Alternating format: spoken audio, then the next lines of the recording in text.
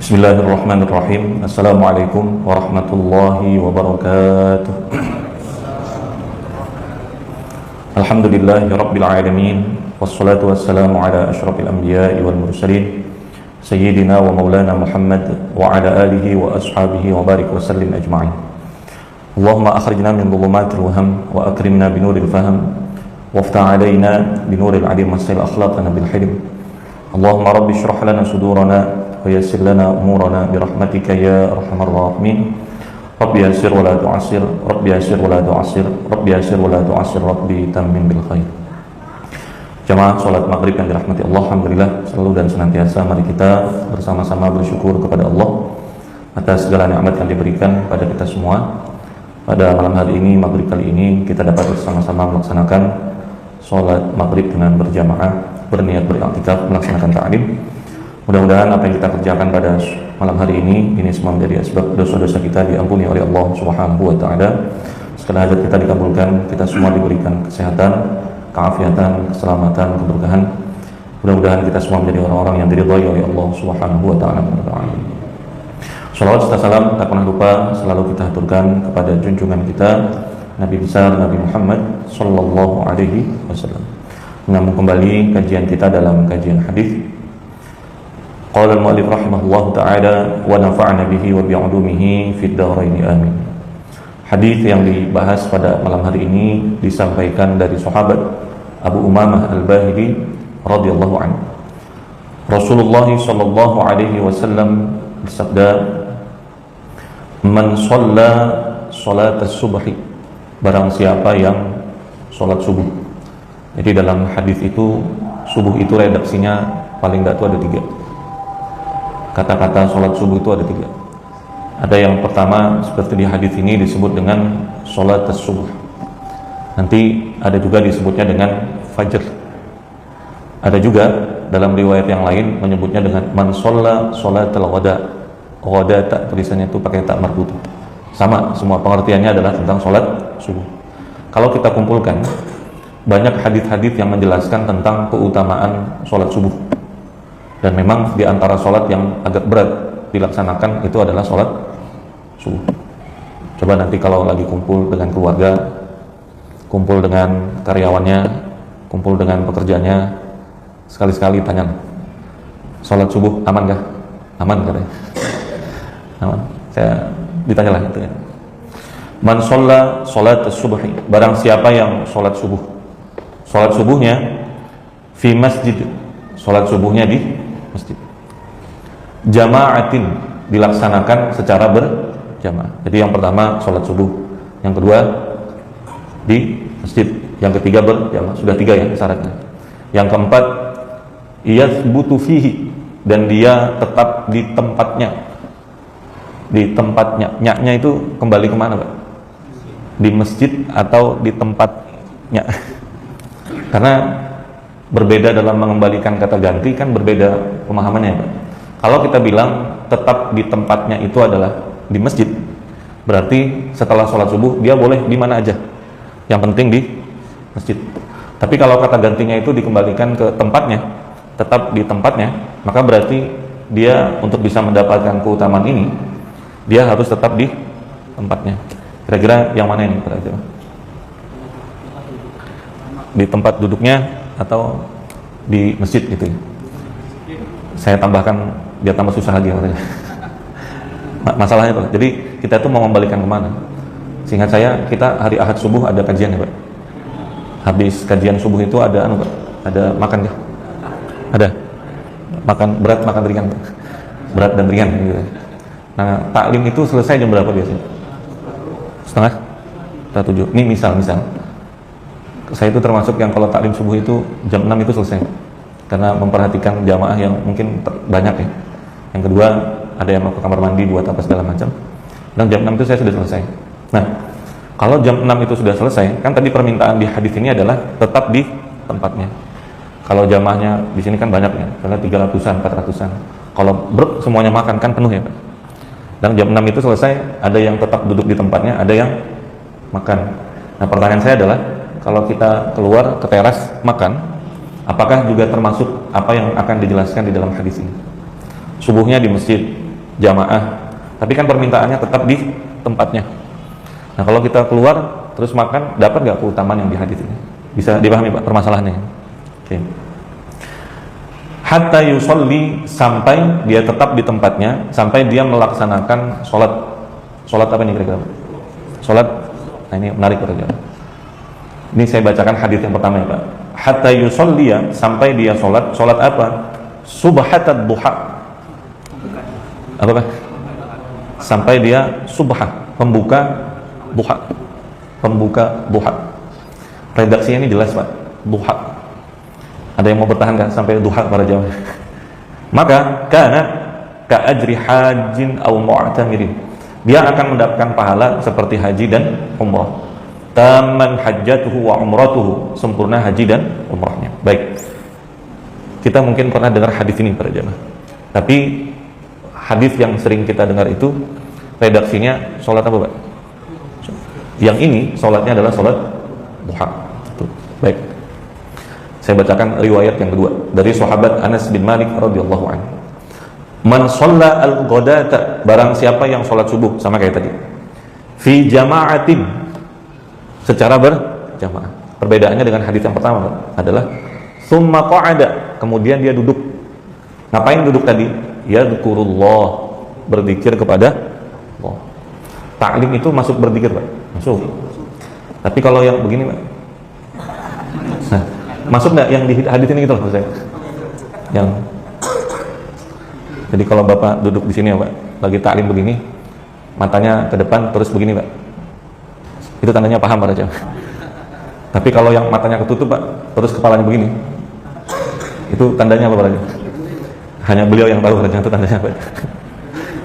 Baik. Kadang itu adanya di sholat subuh sama di sholat apa Pak? Khutbah Jumat Pak. Itulah. Baik. Duduk dan berzikir kepada Allah. Jadi tambahannya subuh jamaah di masjid, tetap di tempatnya. Tambahannya adalah berzikir kepada Allah. Hatta tatlu asy-syamsu, sampai terbit matahari Pak. Sampai terbit matahari. Nah, di hadis ini summa shalla rak'ataini, kemudian sholat 2 rakaat. Hadis ini Pak tidak menyebutkan sholatnya sholat apa. Kalau yang tadi riwayat Abu Umamah sholatnya sholat duha, yang ini namanya sholat nggak ada Pak. Nanti kita kenalnya dengan sholat apa? Baik, ini penting Pak. Makanya tadi saya kesini sambil lihat-lihat Pak. Kira-kira tuh sholat apa Pak? Sholat syuruk apa sholat isyraq Pak? Ya, semoga dengan pembelajaran malam hari ini kita bisa ngebedain Pak, mana namanya syuruk, mana namanya isyraq. Ya. Sampai terbit matahari, kemudian dia sholat 2 rakaat, maka kanat lahu ka ajri, dia akan mendapatkan pahala seperti hajjatin wa umratin, haji dan umrah. Dalam riwayat ini, qala Rasulullah SAW, tamah, sempurna. Baik. Yang pertama, hadis ini memberikan kita suatu amalan yang luar biasa, yang mudah-mudahan bisa istiqomah kita kerjakan. Insya Allah mudah-mudahan bisa istiqomah kita kerjakan. Pahalanya besar kan? Haji dan umrah sempurna. Jadi tidak perlu ngantri yang 27 tahun itu. Jadi tentang keutamaannya, tapi tentang kewajiban ya tetap wajib. Hadis ini dipahami tentang keutamaan. Jadi pahalanya seperti haji dan umrah. Apakah dengan ini berarti bagi yang wajib haji dia boleh tinggalkan kewajibannya? Jawabannya enggak. Itu tetap wajib. Hanya amalan ini pahalanya seperti haji dan umrah. Sama begini Pak. Sholat di Masjidil Haram itu pahalanya berapa kali lipat Pak? 10 kali lipat. Terus ada orang yang belum sholat subuh selama 2 bulan. Misal. Terus dia berangkatlah ke Masjidil Haram. Dia qadha sholat subuh itu 2 rakaat di Masjidil Haram. Terus dia bilang, kayaknya qadhaan saya kelebihan ini, 100.000 kan pahalanya. Pertanyaannya, bisa begitu nggak Pak? Enggak. Itu hanya keutamaan. Kewajibannya ya tetap harus dikerjakan berapa Pak? Yang 20 kali, 2 bulan tadi tetap wajib dikerjakan ya Pak? Tetap wajib Pak. Hanya keutamaannya 100.000 kali lipat. Bisa dipahami ya Pak? Yang kedua, ini bentuk baiknya Allah kepada kita. Memang kita ini adalah umat terakhir para jamaah yang berbeda dengan umat-umat terdahulu secara fisiknya, kekuatannya, umurnya. Ada keterangan menyebutkan bahwa ada seorang ibu yang menangis di zaman Nabi Nuh alaihissalam. Kenapa? Karena anaknya meninggal. Umur berapa? 60 tahun. Maka ditanya, kenapa menangis? Anak saya meninggal masih kecil. Masih kecil itu umur berapa Pak? 60 tahun. Sekarang kalau ada orang umur 64, itu bonus katanya Pak Raja. Mudah-mudahan kita semua panjang umur, sehat badan dalam ketaatan ketakwaan pada Allah Subhanahu wa taala. Kemudian kita sering dengar Pak keterangan orang-orang dulu tuh kalau ibadah kerjakan ini berapa rakaat. Kita yang sekarang ini berbeda dengan yang dulu. Maka Allah titipkan rahmat keberkahan buat kita semua. Ada ibadah-ibadah yang kalau kita kerjakan pahalanya itu besar. Mungkin tidak sepanjang 1000 tahun kayak orang dulu. Mungkin tidak berapa rakaat sebanyak yang orang dulu. Tapi pahalanya bisa menyamai dengan orang itu. Di antaranya adalah sholat subuh di masjid. Setelah itu apa? Berjamaah, berzikir sampai terbit matahari, baru kemudian melaksanakan sholat sunat 2 rakaat. Baik, yang pertama gini. Hadis ini bagi bapak-bapak yang hadir nggak ada masalah Pak. Tapi kajian ini akan menjadi pertanyaan besar. Kalau yang hadir ini bukan bapak-bapak, tapi siapa Pak? Ibu-ibu. Ibu tanya, kita ini kan tidak semuanya sholatnya di masjid. Ada yang sholatnya di rumah. Dapat gak kita yang itu kata? Terus kata beliau, kalau saya sholatnya di masjid, apalagi yang sampai duha tadi, kira-kira yang di rumah protes gak kira-kira? Sarapan belum ada, baju belum disetrika dan yang lain-lain. Nah, maka pertanyaan pertama adalah bagaimana cara mentadbir hadis ini ketika itu adalah subjek pelaku hukumnya adalah perempuan. Jawabannya adalah perempuan itu dipersilahkan buat sholat di masjid, tapi dengan beberapa syarat. Satu, jalan ke masjid aman. Yang kedua, di masjid ada tempat khusus buat perempuan. Yang ketiga, yang paling penting, kewajibannya di rumah sudah dilaksanakan. Kalau belum, insya Allah dapat pahala yang sama. Silahkan kemudian balik untuk mengerjakan kewajibannya. Sholat isyroknya tetap dikerjakan semampu yang dia bisa lakukan. Bisa dipahami para jemaah. Oke. Kemudian yang kedua, sholat subuh di masjid, kemudian berjamaah, duduk berzikir kepada Allah, tetap di tempatnya. Nah, kembali yang kedua, nyanya itu kembali ke tempatnya atau kembali ke masjidnya Pak? Kemana kira-kira? Jawabannya kembali ke masjid Pak. Konsekuensi hukumnya adalah Bapak akan tetap dapat keutamaan yang di dalam hadis ini, pahala haji dan umroh. Silahkan duduk di mana aja. Bapak kebayang nggak kalau kita kajian subuh semua tetap di tempatnya, itu pasti dapat Pak keutamaan ini. Tapi kalau ada yang mau pindah-pindah, dapat nggak? Dapat Pak. Walaupun nanti ada nggak hadis yang lain yang menjelaskan orang yang setelah selesai sholat duduk di tempatnya itu dapat keutamaan dalam riwayat yang lain lagi, ada Pak. Jadi Bapak kalau habis sholat duduk di tempatnya, selama kita duduk, selama itu malaikat mendoakan buat kita. Makanya salah satu adab sholat berjamaah itu adalah fala yaqumul ma'mum illa biqiyamil imam. Makmum itu jangan berdiri Pak, kecuali imamnya sudah berdiri. Kecuali kalau ada udzur. Kalau ada udzur ya silahkan. Tapi bagusnya jangan berdiri kecuali imamnya sudah berdiri. Nah, kecuali kalau beliau dari maghrib sampai isya duduk ya silahkan Pak kalau mau keluar gitu. Bisa dipahami Pak jemaah. Baik, yang kedua tolong jawabkan ini Pak. Kalau kajian itu jam 6 selesai, sudah masuk waktu syuruk enggak berjam? Belum kan? Masih kurang kan? Itu masih kurang. Taklim selesai. Maka untuk tidak membeludaknya jamaah, sebagian kemudian makan. Tadi kan hadis bilang sholat subuh berjamaah, kan udah Pak. Duduk berzikir kepada Allah, taklim sudah. Tapi disuruhnya hatta tatlu asyamsu, sampai matahari terbit. Sekarang pertanyaan saya adalah, kalau kita duduk di teras, itu apakah termasuk bisa mendapatkan keutamaan ini Pak? Kan duduk dan berzikir kepada Allah. Kira-kira masuk nggak? Cara ngejawab ini Pak, kita harus jawab dua dulu. Yang pertama satu, teras itu masuk masjid apa enggak? Kan tadi duduk di masjid. Yang kedua, berzikir kepada Allah apa tidak? Itu ya Pak. Sekarang ini, masuk masjid apa enggak kira-kira?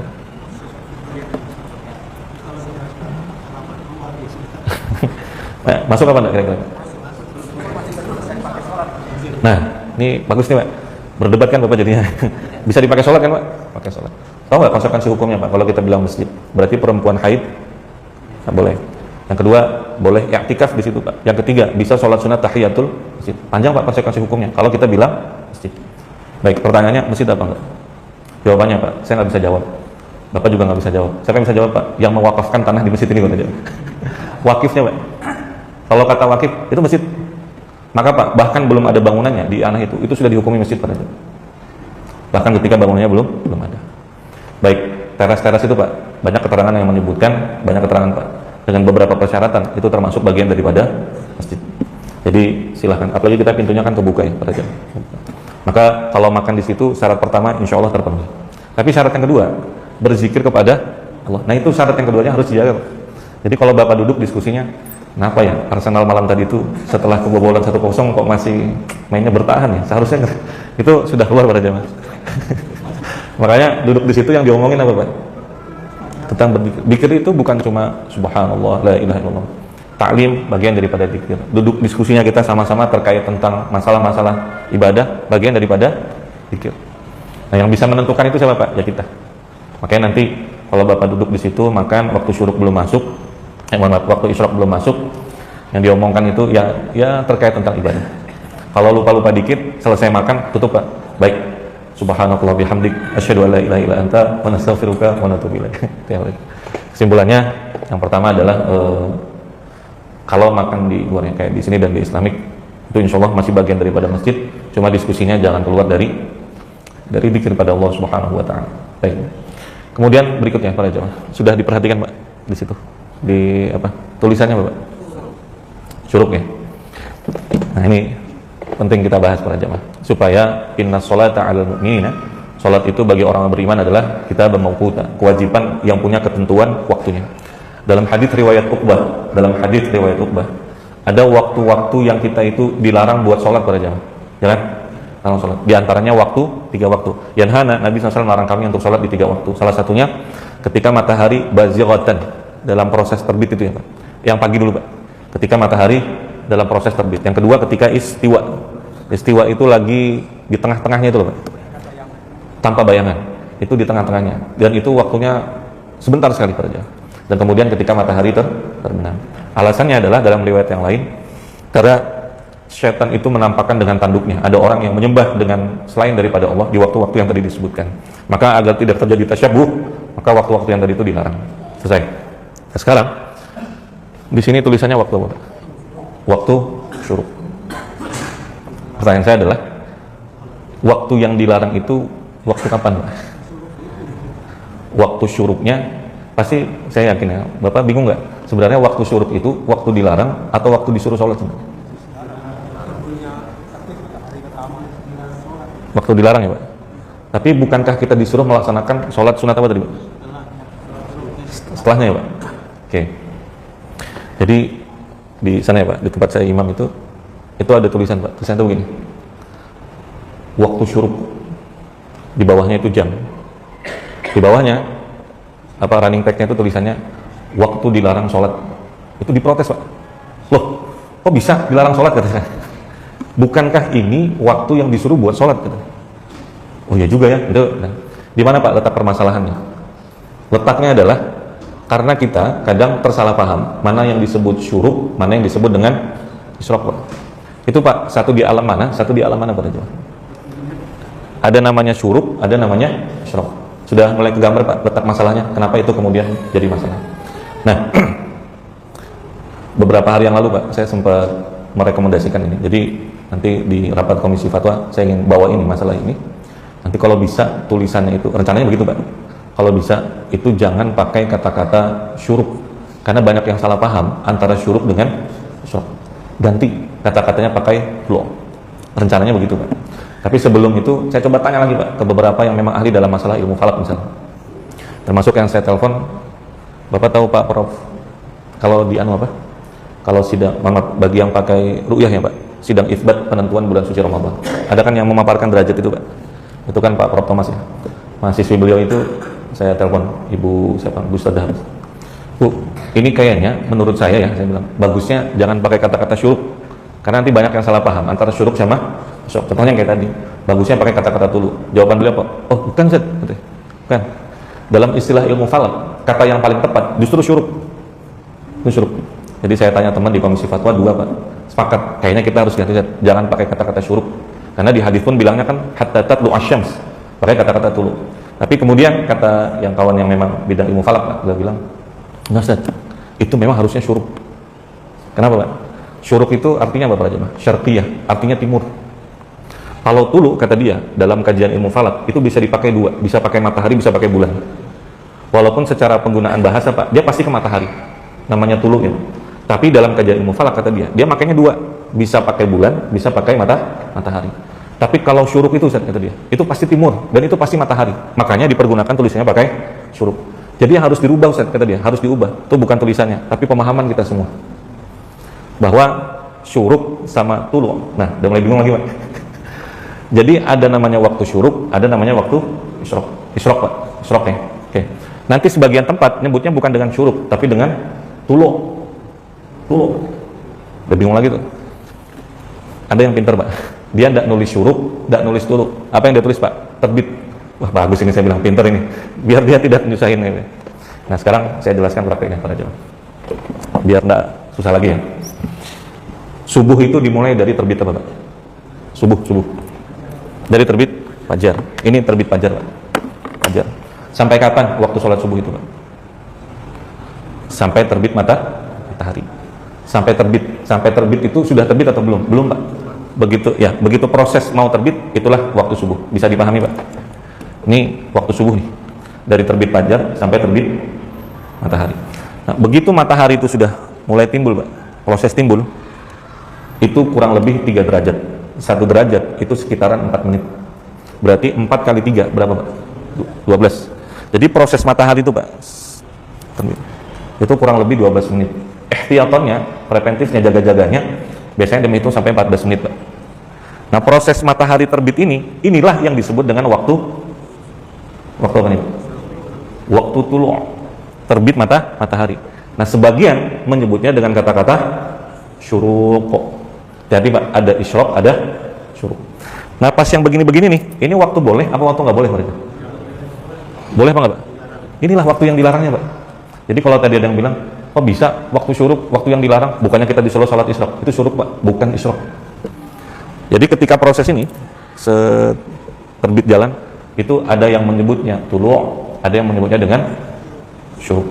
Benar nggak, Pak? Dua-duanya benar. Apa yang harus dirubah? Pemahaman kita, Pak. Mana namanya syuruk, mana namanya syuruk. Begitu kemudian sudah 12 menit, sudah terlihat di atas ufuk. Itulah waktu pelaksanaan sholat isyraq, Pak. Itu dari pasti dasarnya itu udah beda. Nah, berapa menit nih sholat isyraq ini? Berapa menit, Pak? Sama, Pak, 3 derajat. 1 derajatnya 4 menit. Berarti berapa menit, Pak? Kurang lebih 10 sampai 12 menit. Gantung waktunya. Dah. Bisa dipahami para jamaah? Baik. Alhamdulillah sudah ya. Ini nanti untuk menjawab, Pak, ada yang sebelum jam itu ternyata sudah sholat. Tapi nanti saya jelasin, Pak. Loh, kok bisa begitu? Nah, sekarang gini. Apa tadi ya? Mau saya sampaikan. Ada namanya syuruk, ada namanya isyraq. Berapa menit waktunya, Pak? Kurang lebih 12 menit. Nah, tapi kadang ada yang sebelum waktunya, Pak, jam 6 itu sudah sholat duluan, Pak. Sholat duluan. Ada nggak, Pak? Mudah-mudahan jangan ada di sini. Sudah terjaga lah, Pak, ya? Karena taklimnya sampai jam itu pasti aman, Pak. Yang nggak aman itu yang kayak saya tadi, Pak, jam 6 itu udah selesai. Oke. Ada yang sholat, Pak. Nah, kira-kira gimana itu, Pak? Waktu terlarang. Baik. Saya tambahkan lagi ya, Pak jamaah. Nanti kalau mau buka keterangannya, baca dalam kitab Taqriratus Shadidah. Sholat sunnah di waktu yang 3 tadi itu boleh nggak dikerjain, Pak? Nggak boleh. Tapi apakah semua sholat sunat? Nggak. Yang tidak diperbolehkan adalah sholat sunnah yang tidak ada sebabnya, disebut dengan sholat sunat mutlak. Yang kedua, sholat sunat yang sebabnya itu di belakang.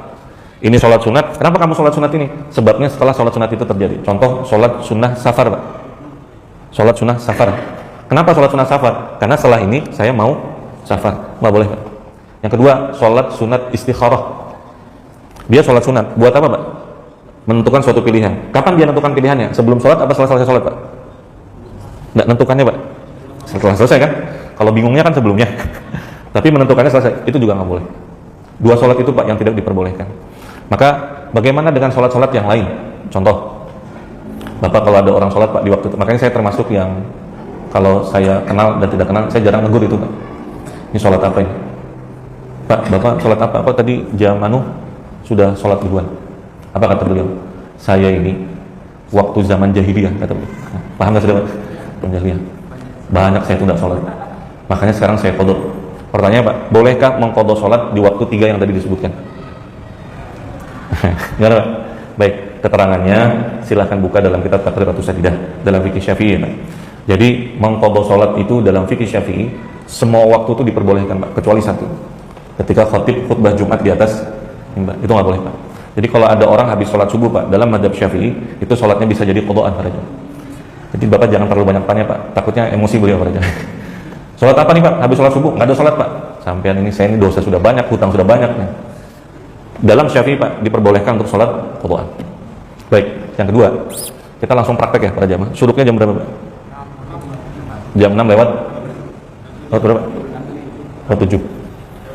Berarti sholat isyraqnya jam berapa Pak?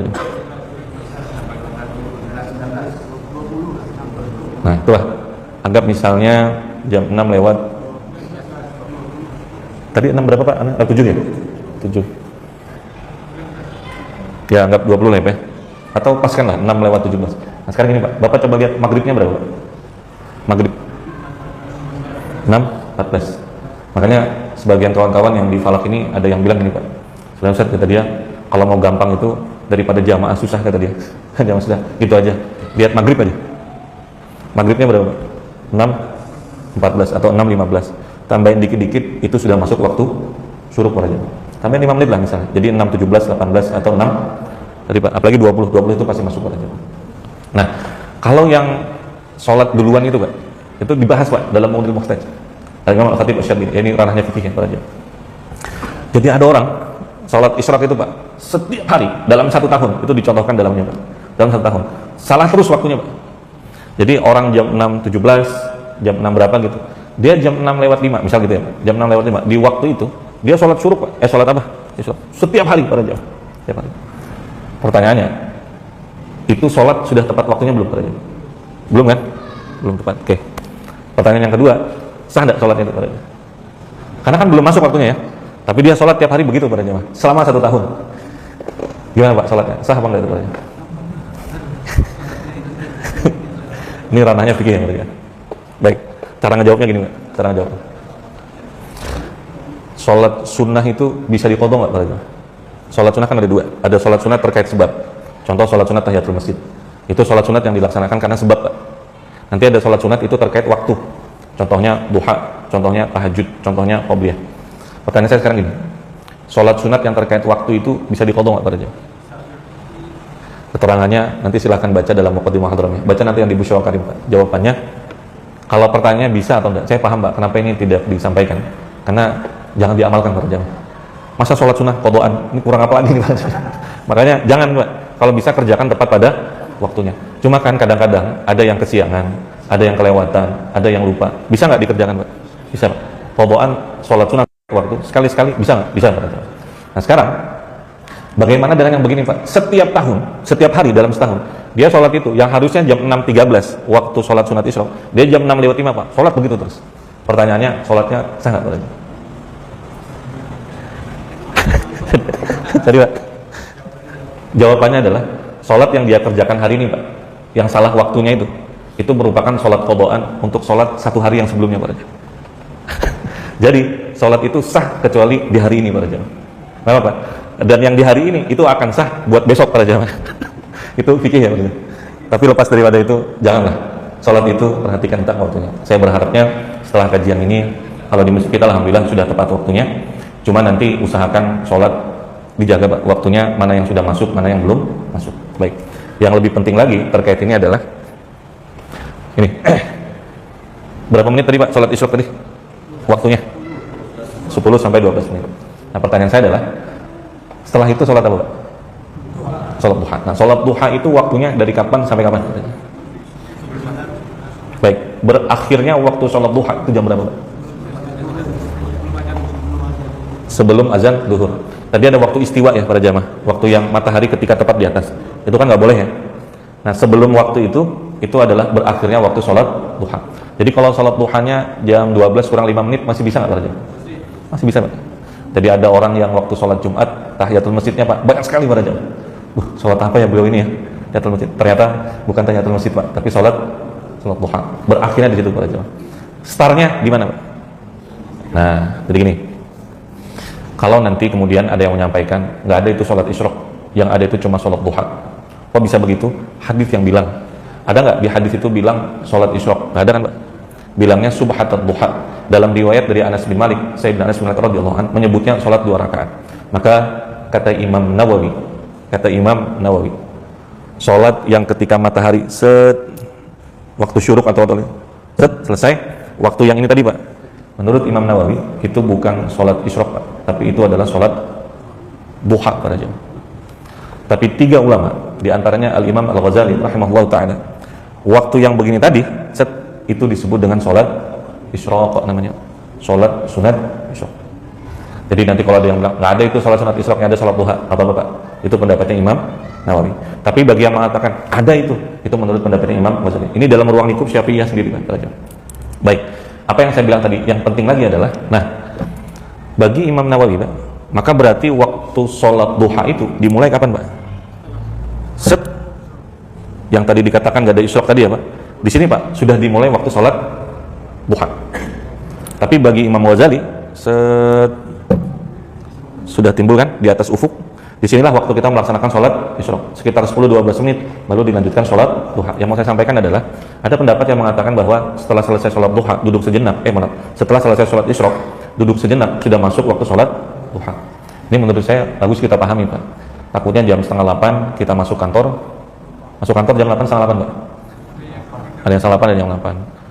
Terutama yang pelayanan publik ya para jamaah. Begitu kita datang, orang antri banyak, terus ditanya, mana ini kok pada nggak ada orangnya? Lagi sholat duha misalnya. Sholat duha itu hukumnya apa Pak? Sunnah. Sementara melaksanakan kewajiban itu hukumnya wajib. Nah, sembari nunggu itu Pak, nanti setelah sholat sunat isyraq, ada pendapat yang mengatakan itu sudah masuk waktu sholat duha. Silahkan kerjakan waktu sholat duha. Bisa dipahami para jamaah? Baik. Sekarang saya tambahin yang rumit lagi Pak. Jadi di sebagian masjid Pak, mungkin di sini enggak. Nah, enggak. Di Islamik juga enggak. Di At-Taqwa juga enggak. Tapi di beberapa masjid ada Pak. Setelah saya taklim, masuk waktu isyraq, ternyata jamaah itu ngumpul semuanya. Nah, itu Pak, sholat isyraqnya berjamaah. Azan. Boleh Pak, sholat isyraq berjamaah pada jamaah. Ini sudah isya Pak, jadi saya jawab minggu depan aja ya Pak. Saya jawabin Pak, saya jawabin. Keterangannya sama Pak, nanti kalau mau baca di Busyra Karim ya. Ada sholat-sholat itu yang ada sholat-sholat sunnah yang tidak disunahkan berjamaah Pak, tidak disuruh berjamaah. Contoh, sholat duha. Sholat duha itu Pak, ada nggak yang ngerjain jamaah? Ada Pak. Siapa itu? Misalnya anak-anak kita yang di sekolah, biar ngajarin biar bisa sholat duha, maka dikerjakan secara jamaah. Apa hukumnya Pak? Itu tidak wajib, tapi bukan juga diharamkan. Apakah disunahkan? Enggak juga. Tapi apakah dimakruhkan? Enggak juga. Maka hukumnya mubah Pak. Hukumnya mubah. Sama dengan sholat isyraq. Diwajibkan? Enggak. Diharamkan? Enggak juga. Disunahkan? Enggak. Dimakruhkan? Enggak juga. Tapi hukumnya mubah. Jadi yang mau ya silahkan, yang nggak mau jangan lupa juga. Kesimpulannya, sholat isyraq selesai saja. Dan waktunya dijaga. Pemahaman-pemahaman ini mudah-mudahan tidak lagi membuat kita bingung. Mana yang namanya syuruk, mana yang namanya isyraq. Bisa dipahami semua? Baik, demikian.